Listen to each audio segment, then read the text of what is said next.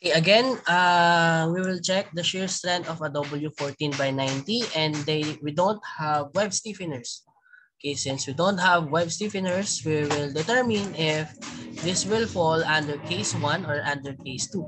So to determine if they fall under case 1, we need to check this H over TW less than 2.24 square root of E over Fy.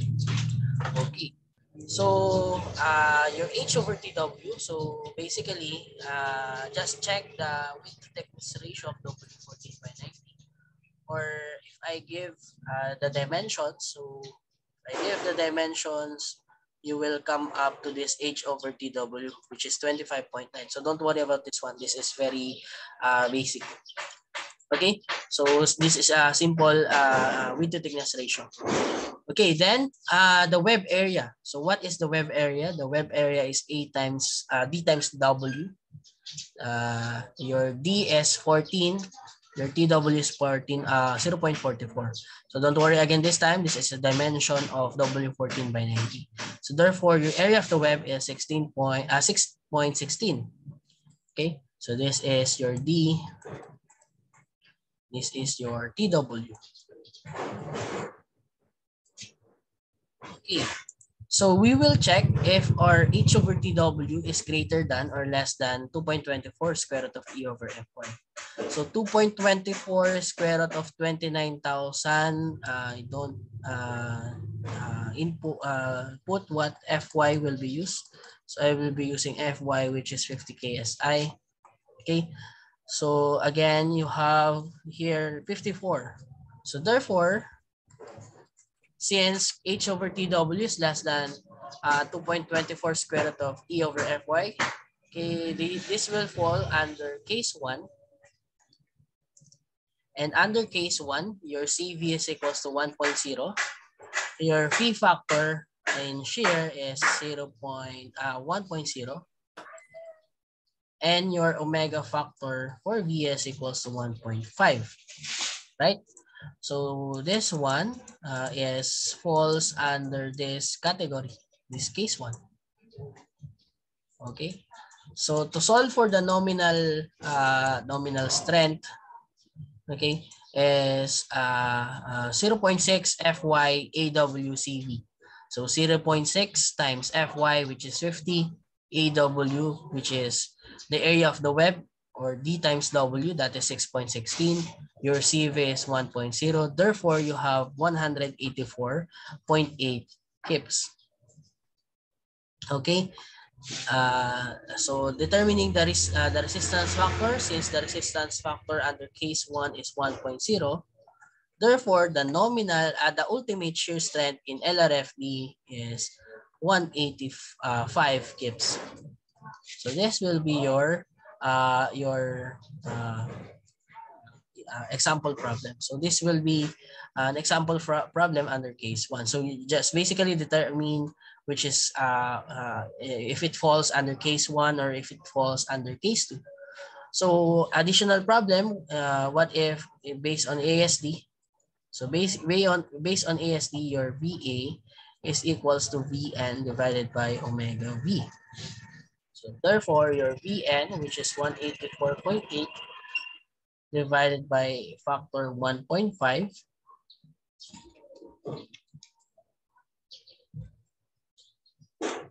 that is equals to 123. Yes. Okay, so that is how you solve for the shear strength of the beams. Okay, so the shear strength of the beams, basically, since we are considering without tension field action, case 1 or case 2 lang. Okay, so this is how you solve for this one and this one. So I don't think I have an example problem for case 2. So, yeah, so however, case 2 is just simply using the equations. So your case 2 is just check the value of KB using this one. Okay. Okay, so again, so another requirement for the beams or the sail beams is under serviceability. So under serviceability requirements, Okay, under serviceability requirements of a beam is we assume that there is they fall under elastic behavior. Okay, so the limits set by project specification, typical limitation based on service live load deflection, a typical criteria, and the deflection, which is this one. Okay, so bakit kailangan nating i-check yung deflection, or why we need to check the serviceability of our building, especially the steel beams? So imagine you have a parking. Okay, you have a parking. So parking, then you have a clearance, a vertical clearance at the bottom. Okay, ito yung parking.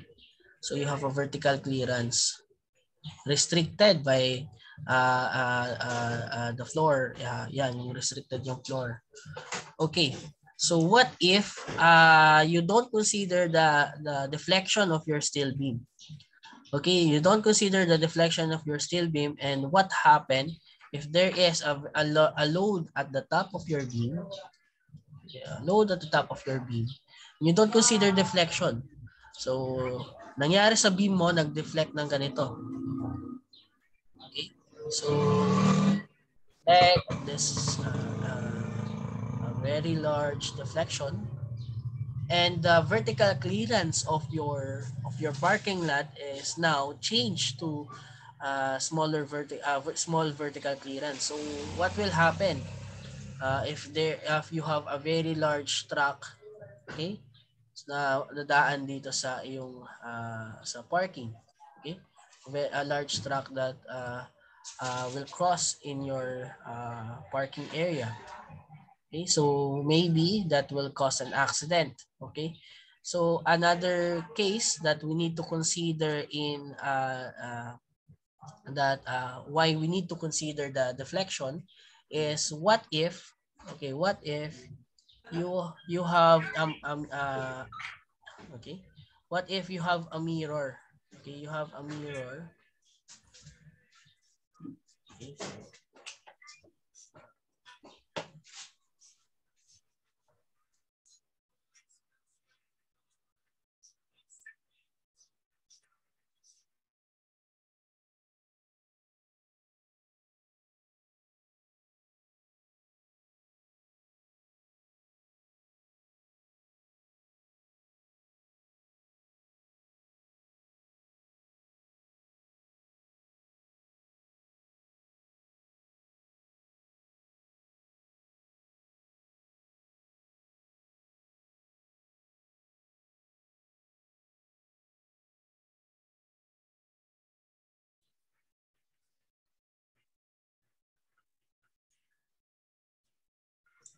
Sorry, where are we? This one. So what if you have a mirror in your framing, or a glass in your cladding? So you have a glass cladding. So this is glass. This is glass. Okay. So you are a designer. You did not consider what they call deflection in your design. So you did not consider the deflection in your design. So what will happen is your glass cladding will have a crack. Okay. So therefore, you have your deflection. Okay, you have a deflection. You have a deflection. Okay, and you did not consider the deflection in your framing, in your beams. So what will happen to the glass? The glass will break. Okay, you will see a cracking, a cracking in the glass. Okay, and this will also create an accident. Okay, this will to your floors. Okay, so that is the serviceability requirements. Okay, so that is therefore we really need to check the deflection of our framing of our beams. Okay, So the typical criteria or the typical requirements set by the AISC is given by the ratio of the total length, okay, by a constant. Okay, so L over 240, L over 360, L over 500, L over 1000, or L over 180, L over L over 180. So this will you also have L over 180.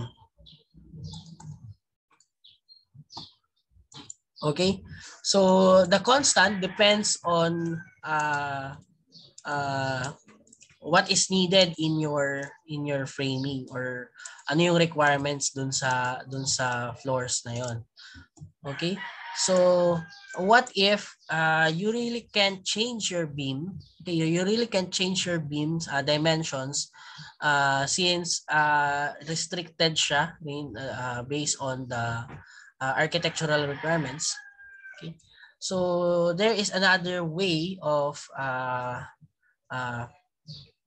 passing the serviceability requirement. We call this one as cambering.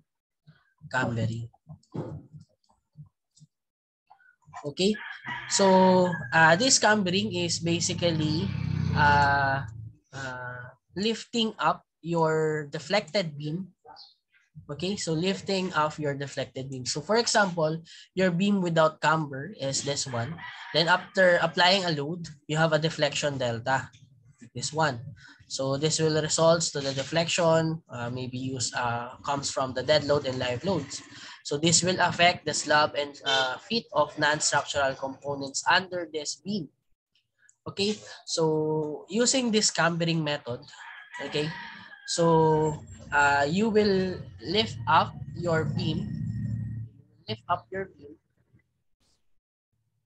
Originally, you will lift up your beam. So when the same load apply on the beam, what will happen is it will go back to this form, right? And it will go back to this form. And since you lifted up by delta, and that load causes a deflection of delta, so delta minus delta will lead to zero deflection. So you will come up to your original framing. Okay, so that is the method of cambering. Okay, so method of cambering is basically lifting up your beam by a deflection delta. Okay, so to counteract the service dead load and live load deflection of your beams. Okay, so the common beam formulas tabulated in the AISC table 3-23 is this one. So if you don't remember your theory of structures, static of rigid bodies, so you can check this table 3-23, the shear moments and deflection of a simple beam. So for a uniformly distributed load, you have a deflection which is 5W L raised to 4 over 384 EI. Then you have a deflection, a reaction which is WL over 2, a moment max of WL squared over 8 at the center. Okay. Then a simple beam with increasing varying load. Okay, your delta max is given by this equation. Okay. Or you can solve it by means of Castellanos theorem, double integration method, or slope deflection method, or 3-moment diagram. Okay. So moment max is using this one. Okay, you can check this one. Then a simple beam with load increasing uniformly to the center. Okay, so recall this equation. Okay, you can recall this equation. Okay, moment max. Then for the shear, you also have this one. Then a simple beam with load increasing to the fixed end, which is a cantilever. Okay, so the moment max is at the fixed end, which is WL over 3. Your delta max is WPL cube over 15 EI. Okay. Then a cantilever beam with uniformly distributed load. So your shear is W times the total L. Okay, this one. Your moment max is basically WL squared over 2. And your delta max at the free end is WL4 over 8 EI. Okay, so then a cantilever beam with a concentrated load at the free end. So your delta max is PL cube over 3 EI. Yung moment max is P times L, and your total your reaction or your shear, maximum shear, is equals to P. Okay, so I will share this method in memorizing a cantilever beam. Okay, so in memorizing a cantilever beam, so you just need to tabulate N, the moment, okay, this one, yung N, theta, and Y. Okay. I think this should be N, M. Okay, ganyan na lang. So for cantilever beam with point load, okay, with a moment at the ends, with cantilever beam with point load, a cantilever beam with uniformly distributed load, a cantilever beam with increasing load. Okay, this one. Okay, your N is equals to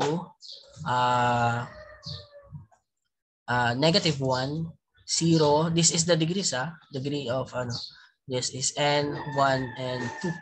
So this will be the degree of your N, the magnitude of your N. -1 if you have this cantilever, 0 if you have this cantilever.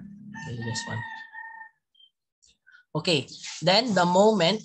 So the moment is, what is the moment at the ends? The moment of the ends of this one is basically M. The moments of this one is basically P times L. Okay, right? This is L. So the moments at the support is P times L. Okay, this one, W, this is L. The moment is basically WL squared over 2. What is your moment of this one? And the moment of this one is WL over 2 times L over 3, that is WL squared over 6. WL over 2 times L over 3, that is WL squared over 6. Then the formula for rotation is basically ML squared over 2 plus N EI. Should be ML. Okay, then the formula for deflection is ML squared over 3 plus N EI. Okay, so that is how you memorize this deflection and the rotation. Okay, so for, let's say, let us try that is the deflection for cantilever with point load at the ends. So your moment is P times L. So papalitan nyo lang to ng P times L. Then you will multiply L squared over 3. Ano yung N niya? Yung N niya is 0. So that will be 0. That is EI. So therefore, your formula is PL cubed over 3EI. This is delta max, which is exactly the same. So no need to memorize. Just use this table of cantilevers, they call. Okay, table of cantilevers. Okay, so during our board exam, we have different mnemonics, we have different techniques in memorizing all these formulas.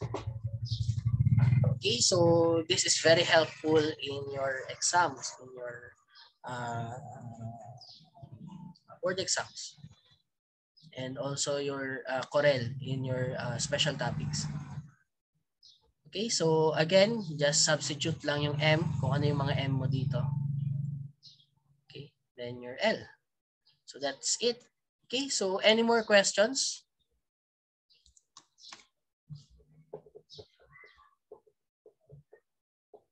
Okay, so if you don't have questions, so for the reference, you can check this AISC, the NSCP 2015, and still designed by SEGI. Okay, so